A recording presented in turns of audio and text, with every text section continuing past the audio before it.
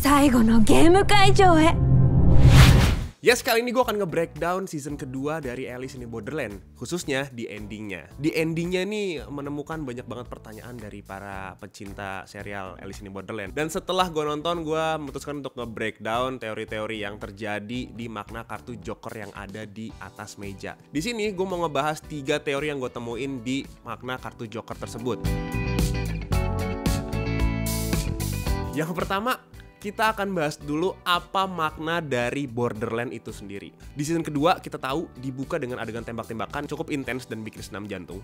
Arisu dan kawan-kawan dan juga karakter-karakter lain berlomba untuk memenangkan sebuah permainan demi permainan. Gua rangkum semua game itu dan gue bisa bilang semua itu terjadi di Borderland. Simpelnya Borderland adalah sebuah perbatasan yang memisahkan antara dua tempat, dunia nyata dan juga alam baka. Teori Joker yang pertama, sesuai dengan manganya nih gue ambil. Joker tersebut melambangkan sebuah pengawas dari semua game. Sang Joker bertugas untuk mengantarkan para player yang selamat ke dunia nyata dan mengantarkan player yang tidak selamat ke alam baka alias mati. Dan Joker ini nggak muncul di serialnya, tapi wujudnya kita bisa lihat di manganya. Sosoknya hitam, nggak kelihatan, kayak digambar gitu. Nah, yang bikin beda di manganya ini dipertanyakan nih, apakah dia sosok devil atau god? Jadi kalau gue bisa bilang sosok Joker di teori yang pertama yang gue bikin ini adalah kayak god-nya lah.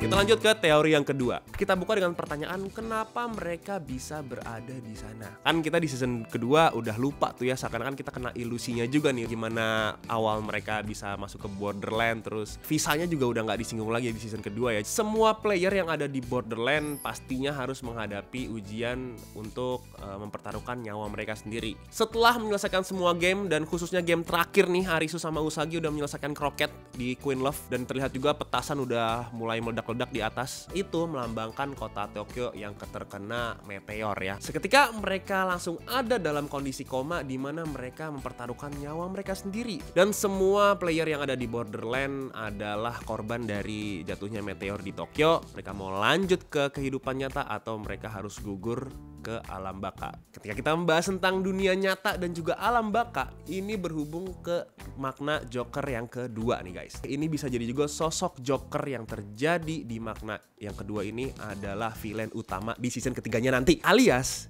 Joker ini adalah dalang dari semuanya yang belum terungkap. Ini seperti konsep game dalam game. Jadi Borderland adalah game. Ketika mereka bangun dari koma dan menyaksikan dunia nyata yang asli, mereka harus menghadapi game selanjutnya, yaitu kartu Joker tersebut.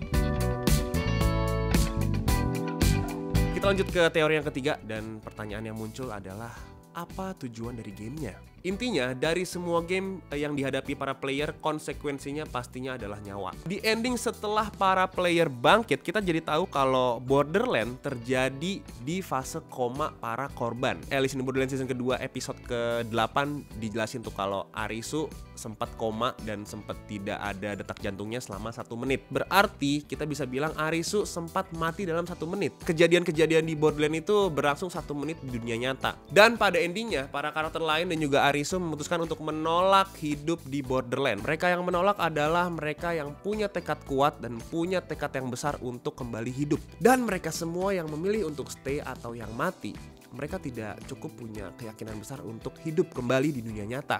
Alhasil, mereka yang memutuskan untuk menolak tinggal di Borderland langsung terbangun dari koma dan jadinya mereka tidak mengenal satu sama lain. Nah, kita hubungin ke teori terakhir nih. Setelah kita mengetahui tujuan dari game tersebut, yaitu menjadi manusia yang jauh lebih baik dan menghargai satu sama lain, kita jadi tahu nih makna ketiga dari Joker ini adalah merepresentasikan dunia nyata. Bisa jadi kartu ini adalah bad luck, bisa jadi kartu ini adalah good luck. Seperti di kehidupan nyata, kita di sini bisa jadi punya satu kartu atau satu peristiwa besar yang bisa jadi keberuntungan bagi kita dan bisa jadi petaka bagi kita.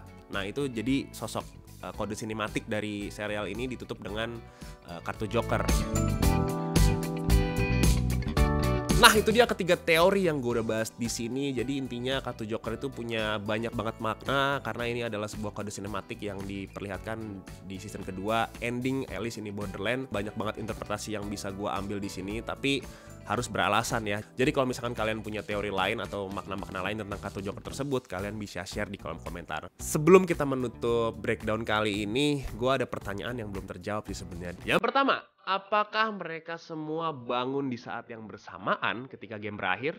Dan apa kira-kira reaksi para pihak yang melihat kejadian tersebut di dunia nyata? Yang kedua nih, kenapa mereka semua nih, para korban bisa bersatu di Borderland? Yang terakhir, yang ketiga, kenapa semua game dilambangkan dengan kartu? Sekian breakdown kali ini bersama gue Nandika. See you and have a nice day guys.